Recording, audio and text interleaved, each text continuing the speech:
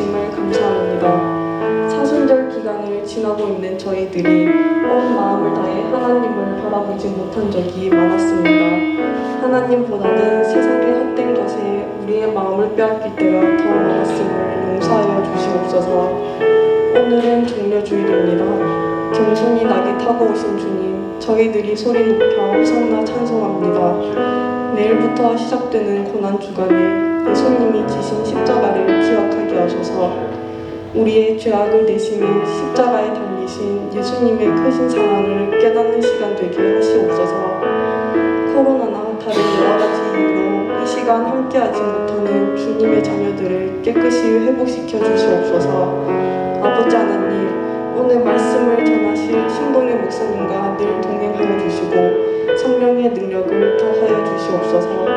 저희들은 오늘 선포되는 말씀을 듣고 행함으로 하나님의 기쁨이 되게 하여 주시옵소서. 오늘 예배를 돕는 모든 손길 위에도 하나님의 복을 내려주시옵소서. 저희들이 드리는 예배를 통해 하나님께만 영광 올려드립니다. 성령 하나님께서 이 예배를 주장하여 주시길 원하며 이 모든 말씀 예수님의 이름으로 기도드립니다. 아멘.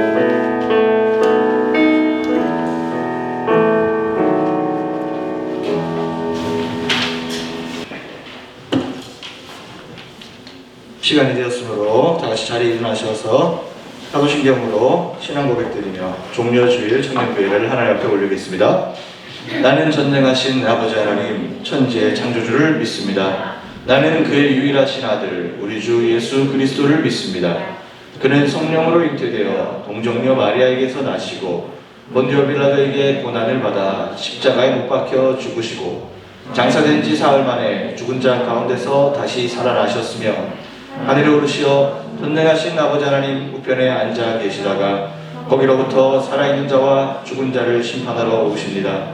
나는 성령을 믿으며 거룩한 공교회와 성도의 교제와 죄를 용서받는 것과 몸의 부활과 영생을 믿습니다. 아멘. 잘 앉으셔서 오늘 말씀은 보겠습니다. 오늘 말씀은 누가복음 19장입니다.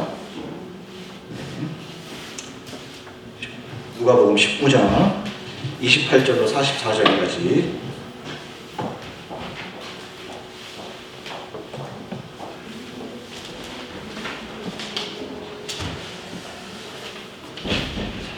신약성경 누가복음 19장 28절로 44절까지입니다.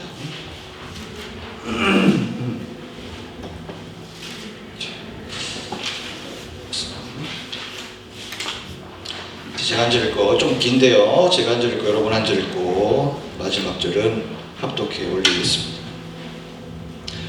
예수께서 이 말씀을 하시고 예루살렘을 향하여 앞서서 가시더라.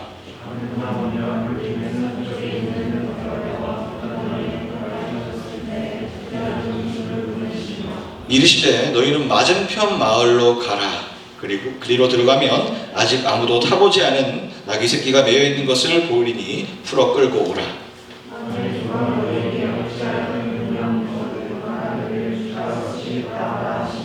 보내심을 받은 자들이 가서 그 말씀하신 대로 만난지라.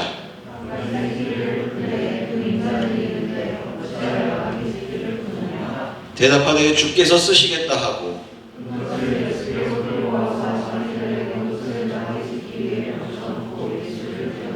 가실 때에 그들의 각 자기의 겉옷을 길에 펴더라.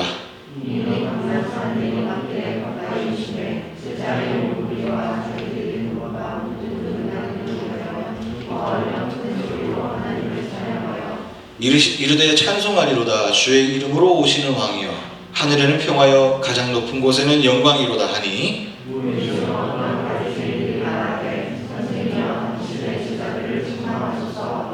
대답하여 이르시되 내가 너희에게 말하노니 만일 이 사람들이 침묵하면 돌들이 소리 지르리라 하시니라.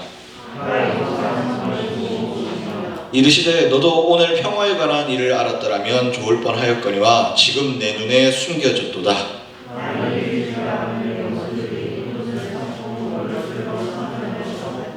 마지막 같이 있습니다.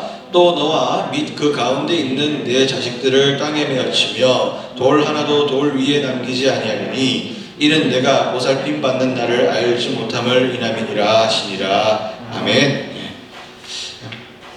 말씀 주신 대로 오늘은 종려주일로 지킵니다. 종려주일, 우리가 많이 들었던 주일이고요. 요즘에는 종려주일이라는 표현도 쓰지만 조금 표현을 조금 편하게 하기 위해서 고난주일이라는 얘기도 씁니다. 그래서 오늘은 종려주일로 어떻게 보면 부활절과 성탄절에 못지않게 우리 기독교 절기 중에 굉장히 중요한 절기가 오늘입니다.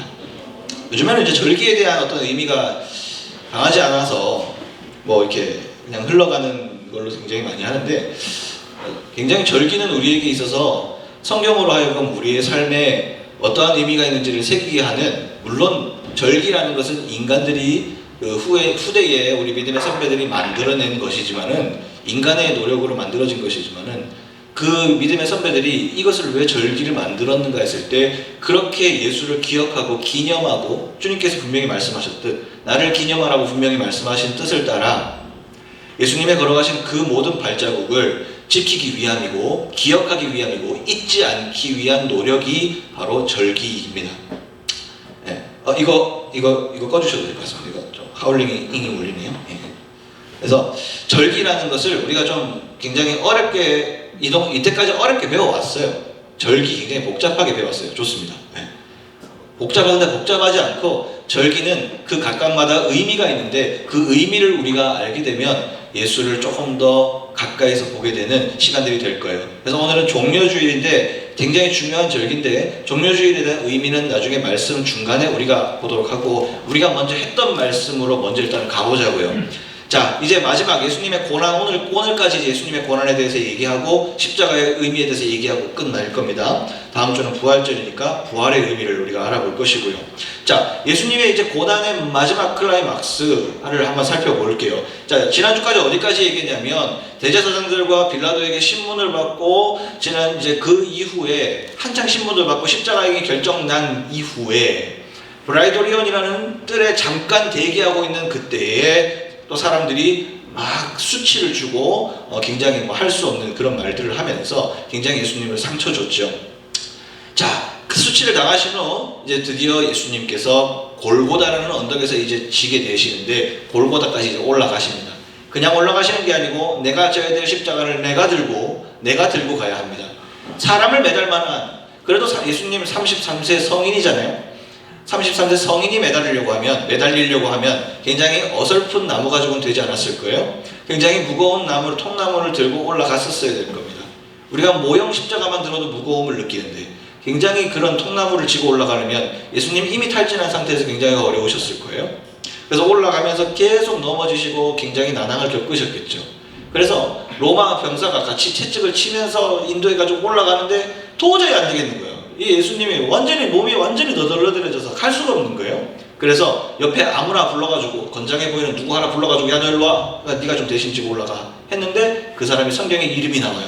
구레네 사람 시몬이라고 나와요. 그 사람은 예수 믿는 사람 아니었어요.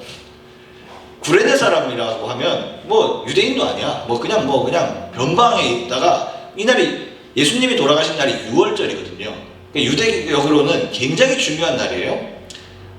우리가 상식적으로 알아야 되니까 한번 얘기하고 넘어갈게요. 6월절은 무슨 날이냐면, 우리 예전에 성경 공부하던 친구들은 알겠지만 영어로 패스오버야. 담을 넘어갔다는 뜻이에요. 6월, 담을 넘어갔어. 출애굽기에서 마지막 10번째 재앙 때 첫째 장자가 다 죽잖아요. 그때 이스라엘 백성들만 문설주에 하나님의 약속을 믿는 행위로 문설주에 어린 양의 피를 바르는데, 그 피를 바른 집에 담은 그냥 그 죽음의 물결이 넘어갔다. 그래서 6월절, 그래서 애굽에 있는 장자들 다 죽었지만 우리는 죽지 않았다 해서 그 6월절을 기념하여 지켜서, 지금도 유대인 행사 중에서 다 크게 하지만 특별히 6월절은 구원받은 날로 굉장히 지키기 때문에 엄청난 의미가 있습니다. 6월절이 지금도 지켜지고 있죠. 예수님 돌아가시는 그날이, 십자가 지시는 그날이 6월절이었어요. 이 6월절은요, 그냥 도시가 마비된다 생각하시면 돼요. 6월절에 이스라엘, 지금도 2022년도에 이스라엘도 6월절에는요, 차 다니면 끝나요. 그냥 사람들이 너무 많아서 할 수가 없어요. 사람 압사당하고 그래요. 진짜.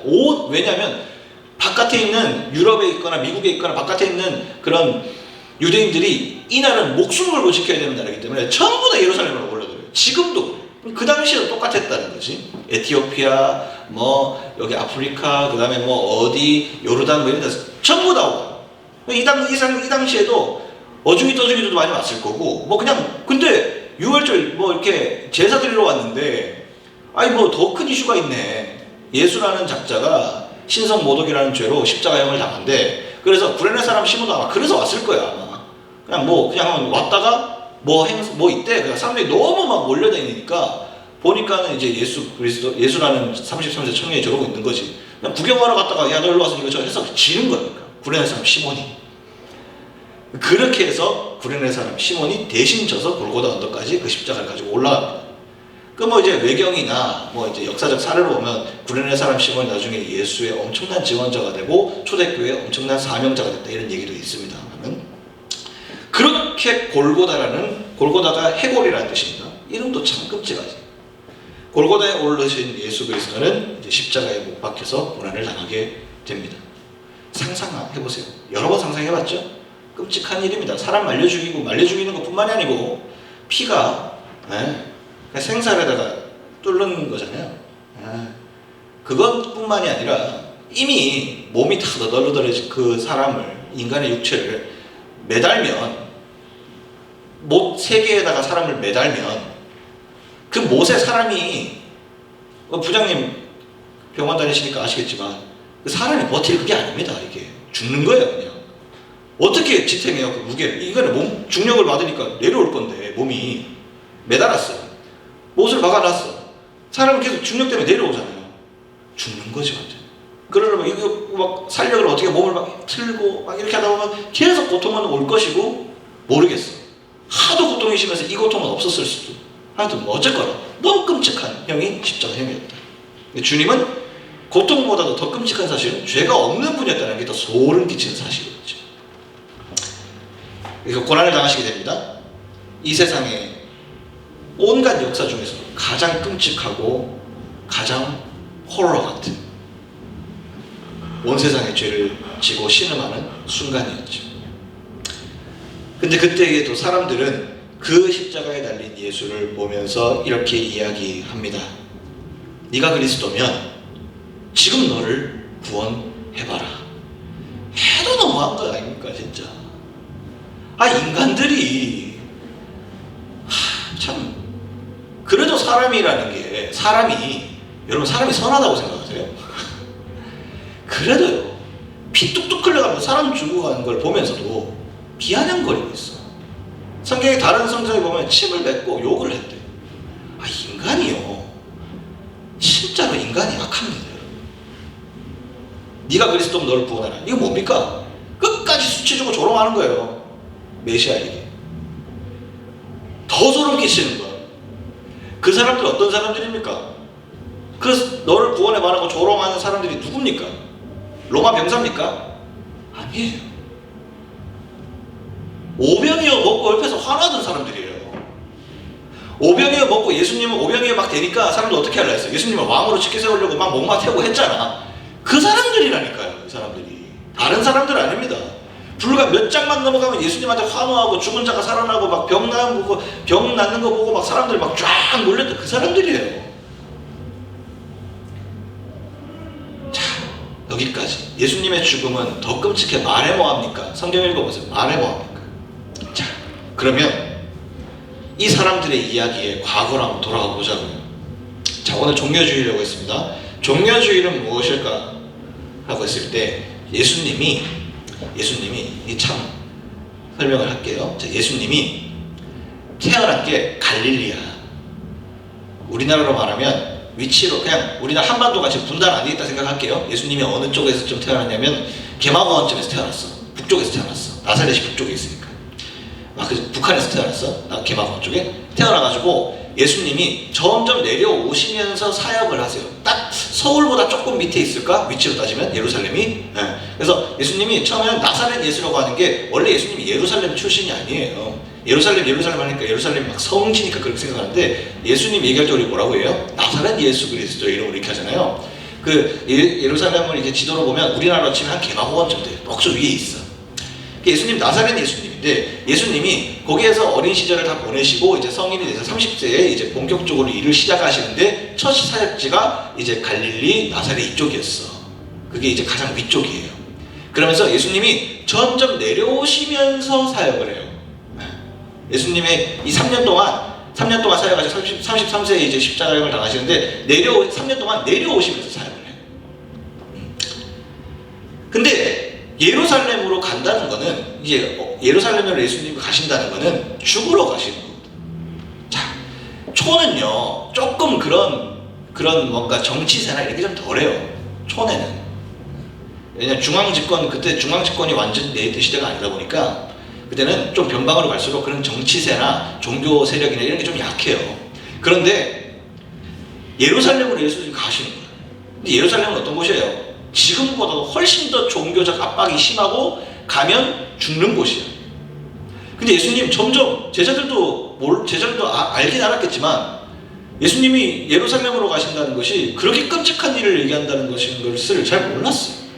예수님이 예루살렘 가서 그 부패하고 부정한 것들을 다 싸워 이길 줄 알았어. 근데 예수님 입장에서 생각해보면 예수님이 예루살렘으로 들어가시는 날은 예수님도 아시는 거지. 예수님 계속 얘기하잖아요. 가이사랴 빌립보에서 가기 전에 얘기하시잖아요. 내가 제사장들에게 죽을 것이다 라고 얘기하잖아요. 근데 예루살렘으로 가시는 건 예수님 죽는 길이야. 본인 죽을 길을 찾아가시는 여정이 이 복음서야. 끔찍한 일이지. 그 종려주의는 뭐냐면 예수님이 이제 예루살렘 이제 문턱에 이제 들어가시기 전에 이제 서울 가기 전에 어디쯤 될까? 용인쯤 왔어. 분당쯤 왔어. 분당쯤 왔는데 이제 서울로 양재 톨게이트 지나야 되는데 예수님께서 오늘 말씀 가운데 얘기하십니다. 들어가기 전에 제자들에게 한 가지를 시키세요. 저기 어디 가가지고 가면 어린 나귀가 하나 있는데 그 나귀를 들고 오너라. 근데 제자들이 이상하잖아요. 너네 건데 왜 들고 와요? 주가 쓰시겠다 하라 하면은 줄 거야. 가서 데리고 옵니다. 데리고 오는데 이제 그 나귀 위에다가 옷을 깔고 정말 왕을 상징하듯이 이제 예루살렘으로 들어가게 됩니다.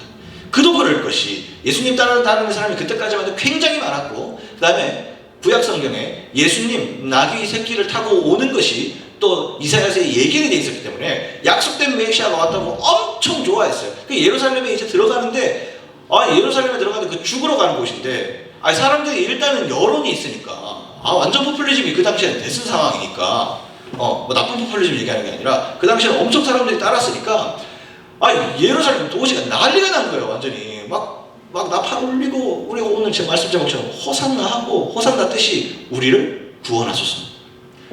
자기를 구원해달라고.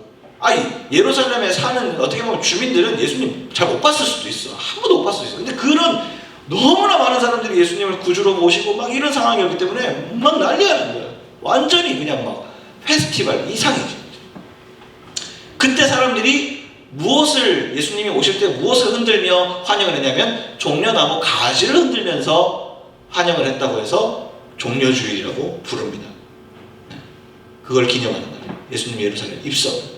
하지만 예루살렘 입성만이 아니라 그 왜 우리가 또 고난주일이라고 부르냐면 그때부터 예수님의 고난은 시작될 것이기 때문이었죠. 근데 너무 대비되죠.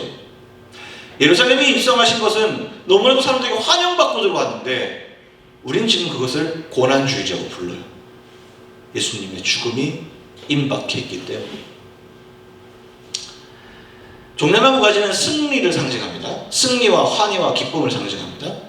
예수님이 돌아오시면 사람들이 다 승리했다 이미 승리를 외쳤습니다. 그런데 문제는 여기서부터 시작합니다. 오늘 37절 38절 보니까 호산나라고 이제 오늘 말씀은 호산나라고 나오잖아요. 마태복음에 이 똑같은 본문에서 호산나라고 얘기 나오는데 자 볼게요. 사람들 예수님을 막 경배하냐면 38절 찬송하리로다 주의 이름으로 오시는 왕이요. 네. 하나님의 아들이라고 인정하고 있어요. 일단은 인정하고 있어요. 근데 그 다음에 뭐라고 나와요? 하늘에는 평화요 가장 높은 곳에서는 영광이다. 이거 어디서 많이 본 부분 같은데 성탄절날 오늘날 다윗의 동네에 너희를 위해서 구주가 나셨으니 곧 그리스도 주시니라. 하늘에는 영광, 땅에는 평화. 뭐 이런 개념. 그런 개념이죠. 그게 성취가 된 걸 사람들이 막 선포하고 있는 거예요, 지금. 평화가 도래했다. 드디어 메시아가 왔다. 인정하는 부분이죠. 그런데 예수님이 41절로 바로 넘어갈게요.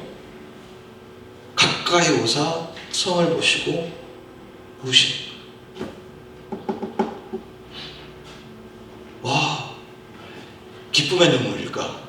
아니요, 주님은 기쁨의 눈물 흘리지 않으셨어요. 절규의 눈물을 흘렸어요. 제가 오랜만에 원어를 좀 봤는데 성을 보시고 우시며라고 하는 부분이 이 원래 누가가 썼던 원문에는 뭐라고 나왔냐면 절규했다. 소리 질러 절규했다. 상상되세요? 나귀 새끼를 타고 들어가고 있어요. 사람들이 자기 겉옷을 깔아서 레드카펫을 만들었어. 카펫을 만들었어. 난리가 났어. 돈 도시가 와 막 하고 막 사람들 노래 부르고 산다 하고 막 난리 났어. 근데 예수님이 거기서 절규하면서 하면서 우시면서 들어오는 거 상상되세요? 그런 상황. 예수님이 들어오시면 울음 참으셔서 이렇게 오시지 않았을까? 절규하시면서 그 모습을 보시고 절규하시면서 얘기하시는 거예요. 42절입니다. 이르시되 너도 오늘 평화에 관한 일을 알았더라면, 너도 오늘 평화에 관한 이 일을 알았더라면, 아, 평화 아닌가요 지금? 지금 평화잖아요. 예수님 오셨잖아요. 사람들이 선포하잖아. 하늘에는 평화여 가장 높은 곳에서 영광, 우리에게 이제 하나님의 평화가 임재했습니다. 사람도 하고 있잖아요. 평화롭잖아요. 예수님을 경배하고 있잖아요. 근데 예수님 그렇게 안 생각하시네요. 오늘 평화에 관한 일을 네가 알았더라면 진짜 평화가 아닌 거예요. 지금 진짜 평화가 아닌 거예요. 누가복음 13장 우리 뒤에 넘어가면 이런 얘기가 나와요. 누가복음 13장 33절 34절에 보면 이런 얘기가 나옵니다. 그러나 오늘과 내일과 모레는 내가 갈 길을 가야 하느니 선지자가 예루살렘 밖에서는 죽는 법이 없느니라. 예루살렘아 선지자들을 죽이고 내게 파송된 자들을 돌로 치는 자여, 암탉이 제 새끼를 날게 하는 모음같이 내가 너희 자녀를 모으려 한 일이 몇 번이냐. 그러나 너희가 원하지 아니하였도다 하면서 뒤에 예루살렘이 다시 황폐해질 것을 주님이 예언하십니다. 이미 오늘 19장이니까 6장 전에 이 이야기들을 예견하시듯 이미 황폐해질 예루살렘을 예견하고 계셨다는 사실이죠. 아시는 분께서 사람들이 이것이 평화인 줄 알고, 정치적 평화와 분위기의 평화가 평화인 줄 알고 예수님을 환호하는 그 순간에 예수님은 절규하실 수밖에 없으셨다는 사실이죠. 이들의 영혼 어찌할꼬? 얘들 어떡할꼬? 나는 곧 대제사장들에게 찢겨서 수많은 고통을 당해서 너희들이 바라는 그 모습이 아니라 가장 처참한 모습으로 너희를 위해서 미랄이 돼서 죽게 될 텐데 이거 어쩔꼬? 야들 어쩔꼬? 그 주님이 나중에 십자가 달리시기 전에 대제사장적 기도라고 기도하시거든요. 요한복음에 가면 뭐라고 기도하시냐면 이들이 믿음 없어지지 않게 기도하세요. 끝까지. 내가 십자가로 가더라도 이들 믿음이 잃지 않도록 기도하세요. 계속. 이 사람들이 믿음이 잃지 않게 해주세요. 지금 너희가 누리고 있는 그 환호는, 그 기쁨과 평화는 그 죽음의 길을 걷기로 한 예수 그리스도의 발걸음으로 인합니다. 다시 한번. 너희가 지금 누리고 있는 그 누리는 것은 정치적인 것을 위함이냐? 너희 삶의 안위와 분위기의 인간의 자기 위로냐? 아니면 진정한 너희 마음의 구원이냐라는 것을 다시 한번 물으시고 계시는 장면이신 거죠. 자, 다시 한번 주님의 그런 십자가 고통을 한번 다시 들어가 볼게요. 자, 주님은 이렇게 환호하는 자들의 이 환호했던 자들의 앞에서 오늘 십자가형을 당하시고 계십니다. 호산나, 나를 구원하소서 라고 했던 그들 앞에서 구원해봐라는 말로 바뀐 그들 앞에 서 있습니다. 너 자신을 구원해봐 라고 하는 가운데 서 계십니다. 구원하소서 했던 그 말과 종려나무 가지를 그 흔드는 그 손이 삿대질이 되어서 찬송을 하고 주님을 높였던 그 입술에서 주님 앞에 침을 뱉는 입술이 되었습니다. 우리는요, 매일 그 십자가에 달린 예수를 봐요. 매일 그 십자가에 달린 예수 그리스도가 우리 앞에 매일매일 주어져요. 내가 그걸 인식하든 못하든 주님은 한순간도 우리를 떠나지 않기 때문에 우리 눈앞에 주어지고 우리의 마음 가운데 주어지고 우리의 환경 가운데 십자가는 계속적으로 떠난 적이 없습니다. 주님은 항상 우리에게 떠난 적이 없어요. 그리스도의 십자가에 달린 그 예수 그리스도는 항상 우리 곁에 계세요. 우리는 그런데 그 예수 앞에서 어떨 때는 호산나라고 하지만 어떨 때는 종려나무 가지를 흔들면서 있지만 어떨 때는 그 똑같은 입과 손으로 예수를 못 받고 있는지도 모릅니다. 우리는 여전히 예수 그리스도에게 여전히 하나님의 아들 된 예수 그리스도에게 이야기하고 있지는 않는가 생각을 한번 해볼 필요가 있습니다. 너 자신을 구원해 보라고. 하나님을 예수 그리스도를 기도할 때 기도하면서도 삶을 살면서도 우리는 하나님께 여러 번 질문을 할지 모릅니다. 당신이나 한번 구원해 보라고. 좋았을 때도 있었죠.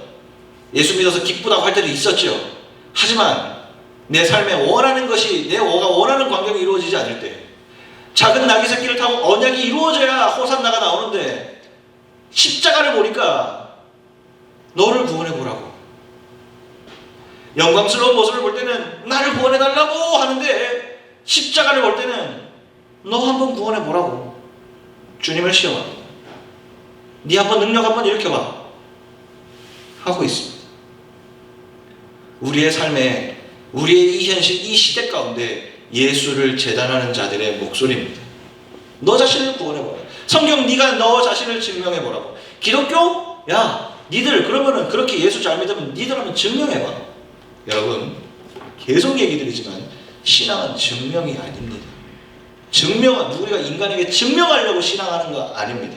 증명되지 않아도 세상에서 가장 비참한 죽음을 당하여도 예수 말이기 때문에 예수님의 말씀이기 때문에 따라가는 게 기독교인이지 뭔가를 보여주고 결과를 내고 뭔가 영광스러운 모습을 보자고 예수를 믿는 것이 아닙니다. 호산나는 주님이 어떠한 상황에 있든 없든 간에 십자가 앞에서도 그들이 외쳐야 될 내용이었었죠. 사실은 주님이 진짜로 구원 역사를 하시는 십자가의 현장 가운데서는 아무도 호산나를 외치는 사람이 없었다.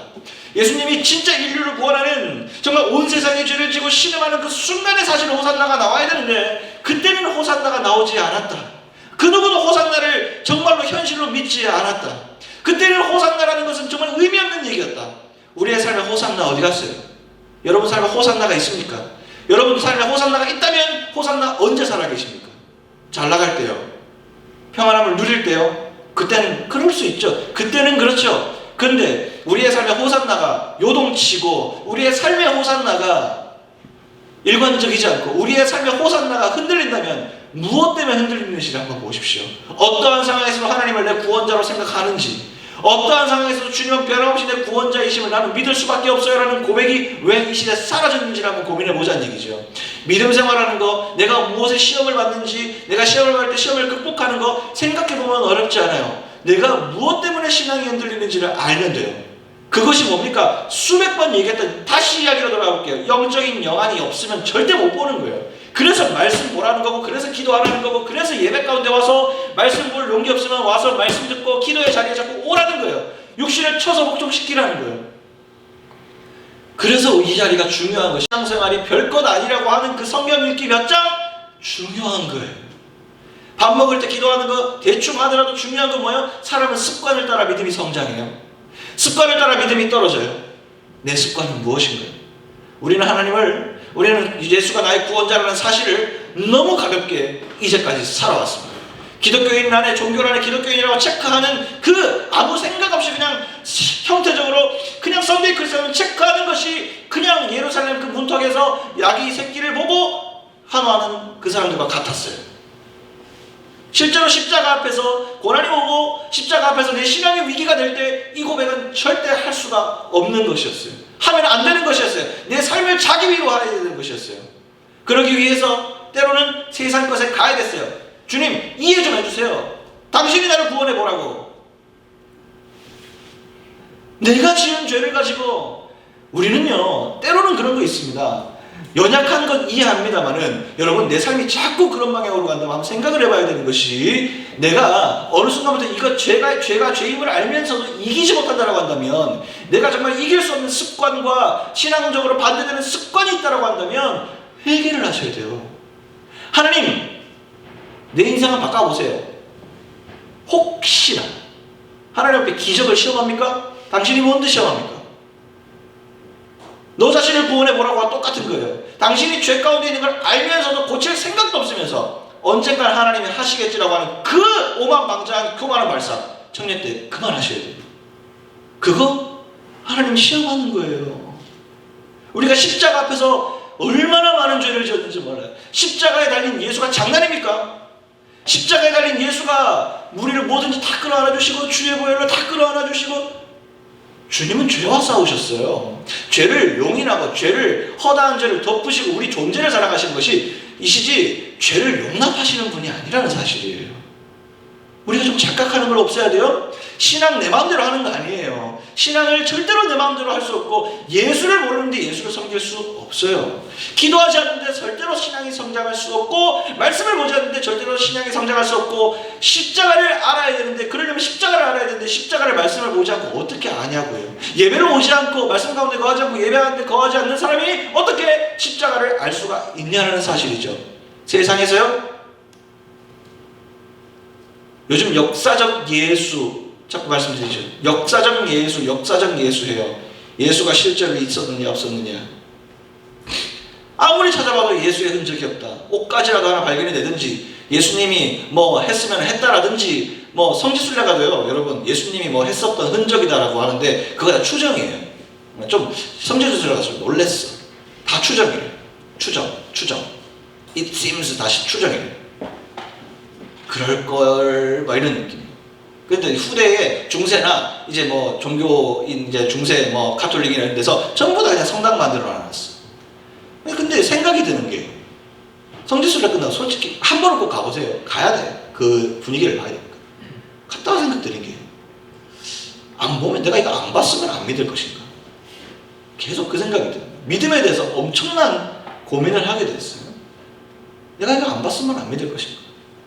십자가에 달린 예수가 흔적이 있거나 없거나 나는 이 말씀이 유일한 하나님의 계시라고 보는데 여러분 계시 우리가 이거 말고 하나님을 알만한 것이 뭐가 있습니까? 개인적으로 기도해서 응답받은 거예요? 그거 어떻게 실제인 줄 믿습니까? 여러분이 기도하다가 이렇게 저렇게 하는 거 그거 진짜인지 어떻게 합니까 여러분? 물론 기도하다 응답도 받죠. 근데 그걸 어디서 검증받습니까? 우리 여기서 검증받는 거예요. 그래서 이게 진짜 중요한 거예요. 이걸 갖고 장난치잖아요, 이단들이 자꾸. 이거 장난쳐야 되니까. 그럼 응답령도 다 바뀌는 거예요. 성경 베드로후서 가면 나오잖아요. 성경은 절대 1.1도 건드리지 마요. 정확무호 하나님의 말씀입니다. 이걸 건드려요. 하나님 말씀 건드려요. 그만큼 소중한 이 말씀을 읽지 않는 우리가 혹시 예수를 논한다? 무서운 얘기죠. 예수 그리스도를 알지 못하는 우리가 예수를 논한다? 기도해본 적 없는 내가 하나님은 왜 나를 안 도와주냐고 따진다? 물론 얘기는 할 수 있지만 계속 그런 사람이 반복된다면 여러분 신앙으로 위험한 상태에 계신 거예요. 청년쯤 됐으면 내 문제가 무엇인지를 성경 안에서 발견할 수 있는 수준까지 이제 올라오셔야 되죠. 지금도 계속적으로 허우적거리는 혹시 지체들 있다면 말씀으로 다시 돌아가시길 바라요. 말씀으로 다시 돌아가시고 나귀에 탄 예수, 그 예수도 예수지만은 이번 고난주간 때는 십자가에 달리신 처참한 예수 그리스도를 한번 보시고 내 삶이 지금 예수 그리스도가 가장 처참한 모습 가운데 있다면 하나님과 가장 가까운 가운데라고 생각하시고 주님과 가장 가까운 상태라고 생각하시고 그 자리에서 무릎 탁 꿇으시고 회개하십시오. 내가 하나님 내 삶이 온전치 못했습니다. 내가 하나님 앞에 더 집중하지 못했던 삶이었고 하나님 내가 죄 가운데 있음을 알면서도 내가 연약한 가운데 있으면서도 주님 앞에 내 목소리를 들이지 않았다는 사실이에요.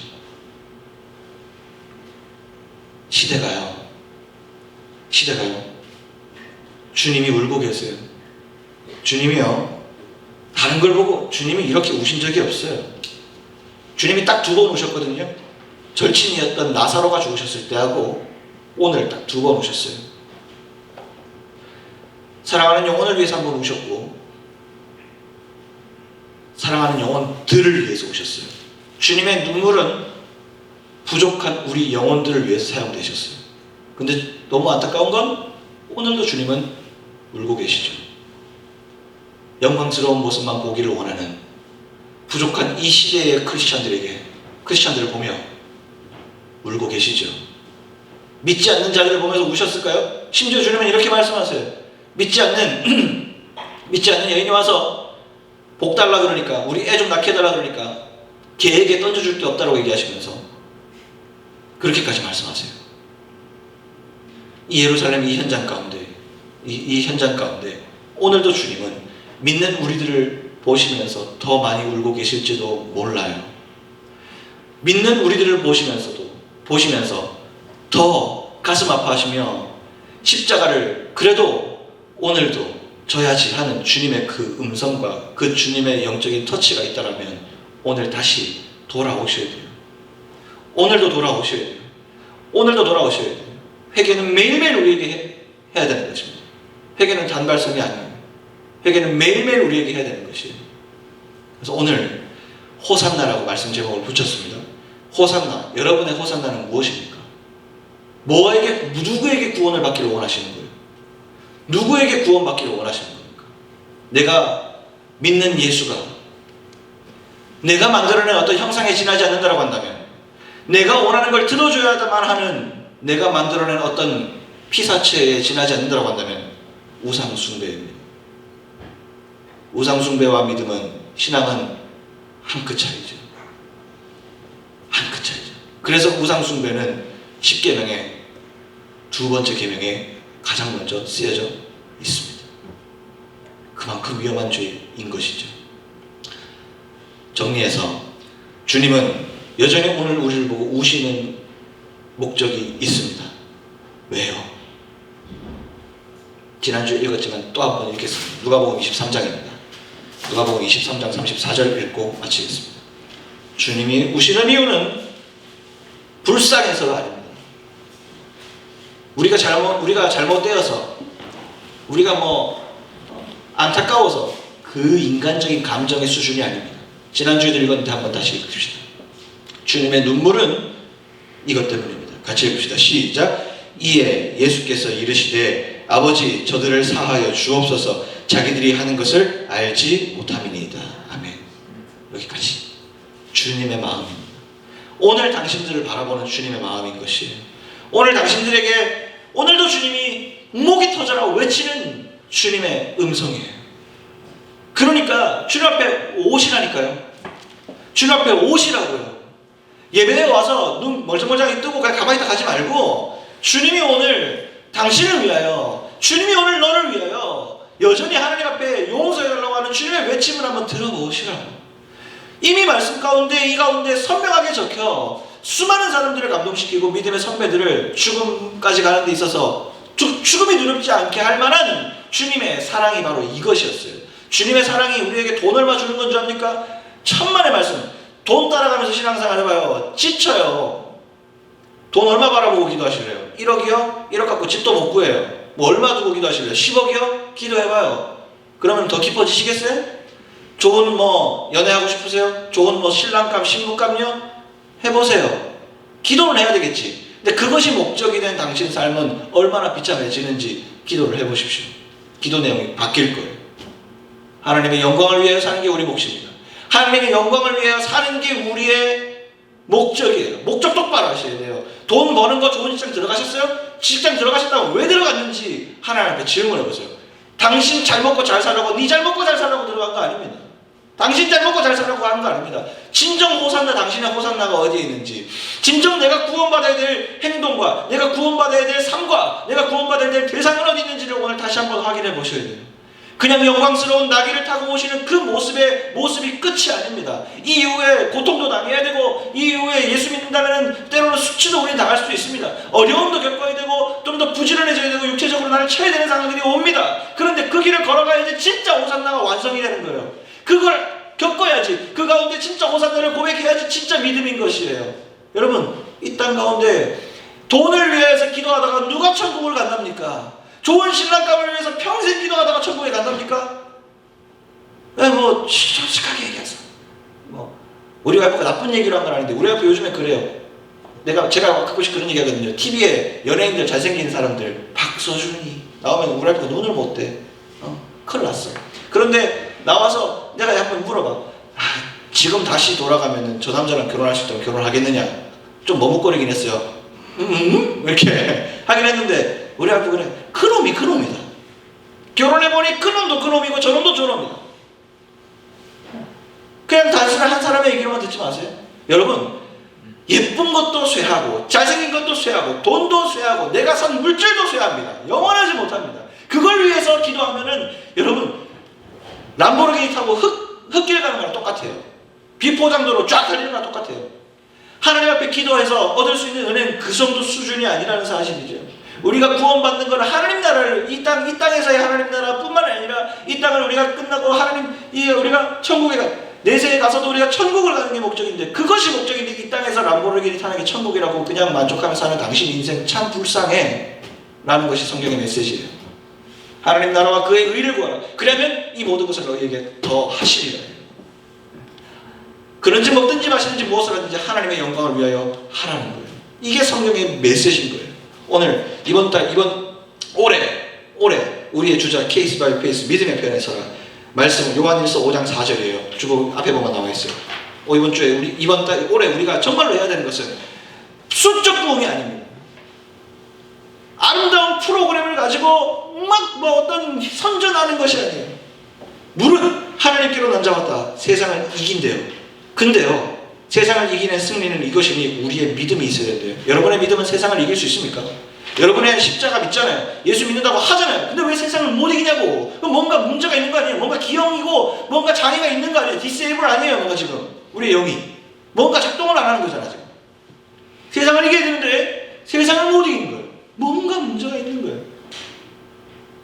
이게 뭘까? 우리의 호산나가 어디 있는지를 한번 살펴보십시오. 내가 구원이 진짜로 어디 있는지를, 내가 여태까지 믿었던 주님이 왜 나에게 호산나였는지를, 내가 믿었던 주님이 왜 내가 주님이라고 부를 수 있었는지를, 진짜로 구원 때문이었을까? 그렇다면 하나님께 오늘 감사와 경배와 찬양을 올려드리십시오. 반대로 계속 내 신앙이 호산나가 뭔가 장동이 잘못되어서 내 삶에 계속적으로 반복적인 죄악 가운데 나도 이길 수 없는 낙심으로 가게 된다면 여러분의 호산나가 어디가 있는지 다시 한번 확인하셔야 돼요. 확인하실 때 하나님 앞에 먼저 우리의 죄악을 꺼내놓는 것부터가 시작입니다. 사단이 막을 거예요. 네가 뭐 잘못했냐고 막을 거예요. 계속 그 생각을 줘요. 해결하는 게 절대 쉽지 않아요. 네가 뭐 잘못했는데라고 얘기할 거예요. 세상이 힘들어서 청년들이 이렇게 힘들게 살아가는데 네가 또 뭐 잘못하는데 저 목사가 진짜 더 힘들게 하지. 왜 자꾸 우리를 죄인 만들어? 교회에서 좀 좋은 얘기나 좀 해서 위로나 좀 주지. 위로만 받을래요? 다음 주부터 그런 설교만 준비할까요? 영원히 살찌실까요? 물론 축복에 대한 얘기를 해야 되겠죠. 하지만 십자가와 우리의 구원이 명확히 되어 있지 않은 상태에서 백날 축복을 얘기해봤자 그 축복은 우리에게 살찐 돼지가 될 뿐입니다. 오늘 이 시간 가운데 십자가를 다시 한번 새기는 것은 여러분의 호산나의 출처를 찾는 일입니다. 예수 그리스도가 내 마음가운데 더 확실하게 새겨지는 것은 여러분의 호산나가 어디 있는지를 찾아야 되는 일입니다. 여러분 어디다가 주는 나의 구원이십니다라고 어디다 얘기하고 있습니까? 한번 생각을 해보시고 오늘 주님 나의 구원이십니다라고 얘기하는 거 내가 이제 좀 살겠다라고 하는 게 여러분 어디 있으신지, 세상인지 시간인지 돈인지 인간관계인지 직장인지 애인인지 무엇인지 한번 생각을 해보십시오. 그 애인을 구하기 위해서 주님을 갖다 쓰는 건 아닌지 한번 생각을 해보십시오. 오늘 그것이 우리에게 마지막 고난주간 들어가기 전에 마지막 기도가 될 것입니다. 이제 이 다음에 언제 또 고난에 대한 얘기를 우리가 다룰지는 알 수 없지만 이 고난을 다루는 이 시간 가운데 5주 했는데 너무 영적으로 힘들었습니다. 좋은 얘기 해야 되는데 이 얘기를 하는 이 목사의 입장도 똑같은 인간일 뿐이었던 거예요. 저도 똑같은 인간일 뿐이었던 거예요. 저도 똑같아요. 호산나가 어디 있느냐고. 저도 똑같아요. 돈 좀 많이 벌었으면 좋겠다.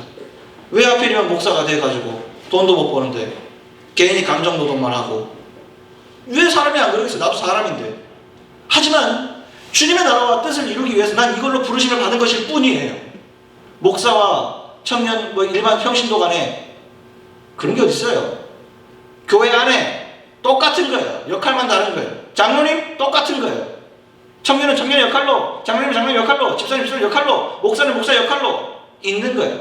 세상에 어쨌든 행정과 규율과 질서를 유지하기 때문에 우리가 위아래로 그려놨을 뿐, 하나님의 세상에서 봤을 때 다 주님의 몸을 이루는 지체일 뿐이에요. 서로를 위해서 기도해 주지 않으면, 서로가 한 자리에서 한 띠에 대해서 기도해 주지 않으면 절대로 교회는 더 이상의 성령 하나님 일할 공간이 없어요.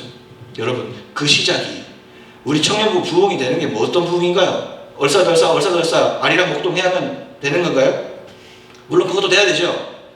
그 전에 그게 무엇으로 인한 아리랑 목동인가, 무엇으로 인한 기쁨인가를 잘 살펴보셔야 돼요.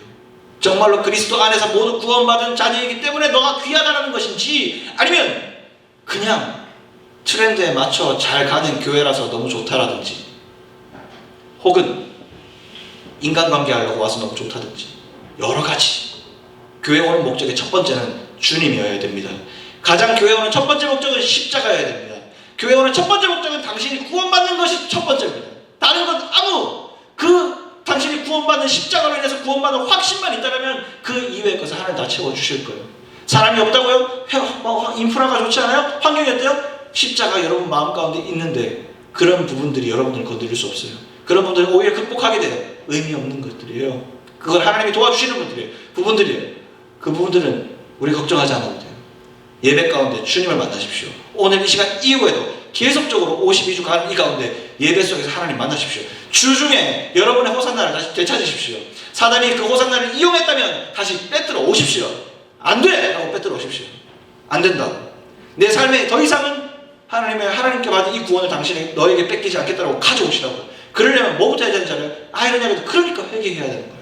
기분 나쁘다고 생각하는 사단의 음성을 뿌리치십시오. 내가 또 뭐 잘못했는데? 라고 생각하지 마시고 하나님께 우리의 죄악을 꺼내놓고 하나님 도와달라고 얘기하는 것에서부터가, 잡아가는 것부터가 하나님 앞에 은혜 받는 첫 번째 걸음이에요. 주님 이름 말고는 구원을 주실 만한 이름을 주신 게 다 알아둔다 그랬어요. 우리의 회개로 말미암아 우리의 죄가 있으면 절대로 주님 앞에 갈 수 없어요. 죄를 용인해가지고는 절대로 주님 앞에 갈 수 없어요.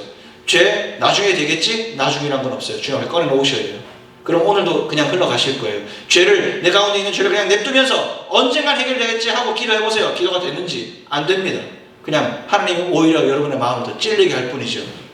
오늘 이 시간 가운데 하나님 앞에 온전히 살아갈 삶을 꺼내놓고 주님 만나고 돌아가시길 주님의 이름으로 축원합니다. 기도합시다.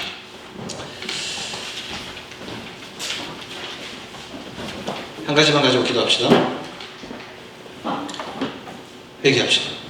고난주간때 우리가 해야 될 것은 회개입니다. 주님이 십자가 고통이 힘들었구나, 아팠구나, 애통해봤자 그 애통도 모를 뿐더러, 그 고통 그 현장에 가보지도 않은 사람들로서 모를 뿐더러 그 억지로 인간적인 생각으로 그 고통 이해하려고 하지 마세요. 우리가 이해할 수 있는 고통이 아니잖아요. 메시아의 고통을 우리가 어떻게 이해하겠어요? 근데 한 가지는 주님과 함께 할 수 있어요.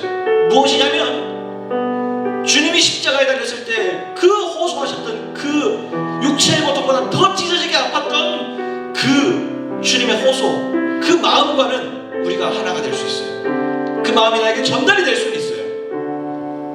그래야 구원받는 거예요. 그래야 내 삶이 신앙이 회복되는 거예요. 오늘 시간 가운데 기도할 때 주님 나를 붙들어 주십시오. 주님 내 죄를 용서해 주십시오. 일주일 동안 여러분 어떻게 사셨어요? 사시면서 혹시 마음 가운데 영적으로 거리끼는 것들이 있었나요?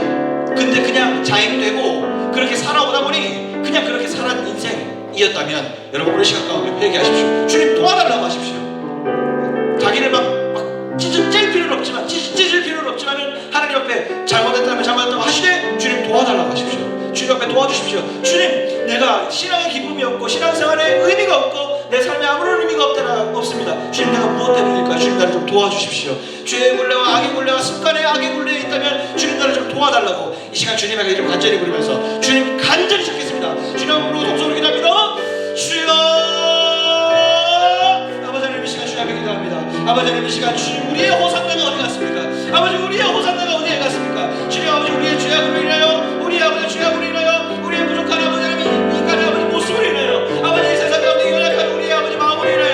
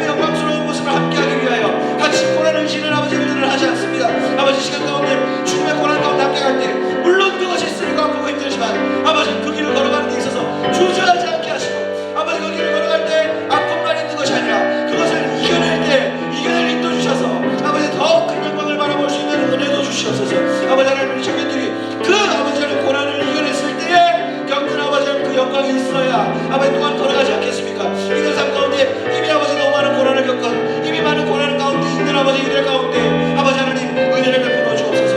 아버지 이들 가운데 기도의 영을 부어주시고 회개의 영을 부어주시고 이길 수 있을 만한 동력을 허락하여 주시고 하나님 이들 마음 가운데 아버지 양심을 주시고 자유의지 가운데 하나님의 아버지 말 뜻이었는지를 보는 영안이 있게 하시고 아버지 이들의 호산나가 다시 한번 제자리로 돌아올 수 있도록 이들의 호산나가 다시 한번 아버지 주님 십자가에 달리신 예수 그리스도의 앞에서도 아버지 정말로 감격에 휩싸여 고백될 수 있도록 아버지 예루살렘에서의 고백이 예루살렘 아버지 땅위를 탄 주님을 보고 했던 그 고백이 십자가 앞에서 동일하게 아버지 그리고 사람들 앞에서 동일하게 세상 앞에서 동일하게 흔들리지 않는 고백으로 세워질 수 있도록 이 청년의 시기 그런 청년의 시기에 하나님 더욱더 이 믿음의 고백을 주님 아버지 확고히 하여 주옵소서. 아버지 하나님 구원을 받을 만한 이름이 주님밖에 없다고 했습니다. 어떠한 상황에도 돈이 우리의 구원이 아니고 어떠한 상황에도 인맥이 우리의 구원이 아니라 어떠한 상황에도 세상 것이 우리의 구원이 아니라 하나님 예수 이름만이 구원임을 하며 다시 한번 고백합니다. 우리에게 주어진 물질, 직장, 사람, 아버지 수많은 환경들 우리에게 주어진 것이 있다 하더라도 아버지 하나님 영광을 위해서 어떻게 내가 살아갈까 하나님 영광을 위해서 내가 어떻게 살까를 고민하면서 이제 이 자리에 머물러 있는 것이 아니라 돈 5만원, 6만원, 10만원 쓰는 것에 기뻐하는 삶이 아니라 아버지 하나님 주님 앞에 나아가서 내가 이제 인생을 어떻게 살아야 되겠습니까? 라고 고민하며 내가 나에게 주어진 이 은혜를 하나님 어떻게 사용하기를 원하십니까? 아버지 선교하는 청년부 되게 도와주십시오.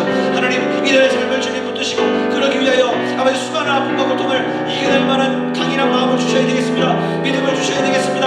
아버지 하나님 이들 가운데 주님 강하게 마음을 터치해 주시고 이들의 마음을 감동이 필요한 자들을 감동을 주시고 위로가 필요한 자들을 주셨습니다. 주님 위로도 주십시오. 아버지 하나님 그러나 그 위로에서 끝마치지 않냐고 결단으로 아버지 결단할 용기도 주셔서 하나님 이들의 은혜가 아버지 매일매일 삶에서 고백될 수 있도록 도와주옵소서. 호산나 다하시고 다윗의 함께 고백합니다. 호산나 다윗의 자손께 호산나 불러 주의 왕 높은 하늘에 영광을 예수 주 메시 한 번 더 호산나 다윗의 자손께 우리 호산나 고백을 올려드립시다. 호산나 다윗의 자손께 호산나 불러 주의 왕 높은 하늘에 영광을 예수 주 메시 고백합시다. 당신은 영광의 왕 당신은 영광의 왕 당신은 평강의 왕 당신은 하늘과 땅의 당신은 하늘과 땅의 주 당신은 정의의 아들 천사가 무릎 꿇고 천사가 무릎 꿇고 예배하고 찬송하네 영원한 생명 말씀 당신은 예수 그리스도 주 호산나 다윗의 자손께 호산나 다윗의 자손께 호산나 불러와 주의 왕 높은 하늘에 영광을 예수 이 시간 다시 자리에 일어나서 고백합시다. 한 번 더 당신은 영광의 왕 고백받을 분께 당신은 영광의 왕 우리의 호산나를 다시 올려드립시다. 당신은 평강의 왕 예수님은 하늘과 땅의 주인이시고 당신은 하늘과 땅의 당신은 정의의 아들 천사가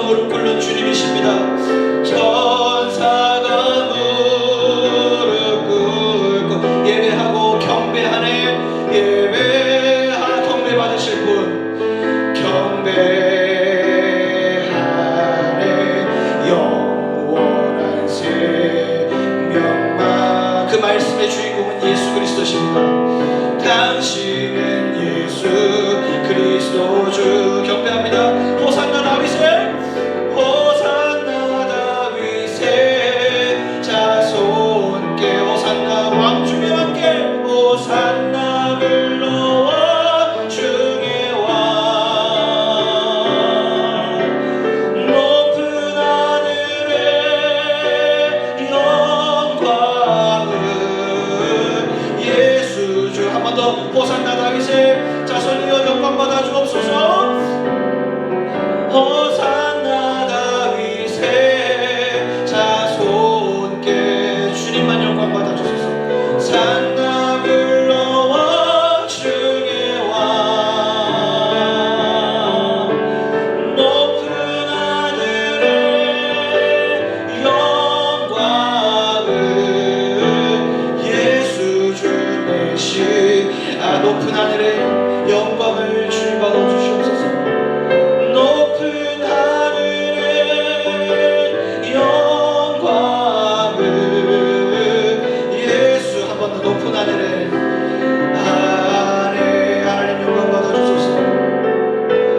높은 하늘에 영광을 예수 주 메시.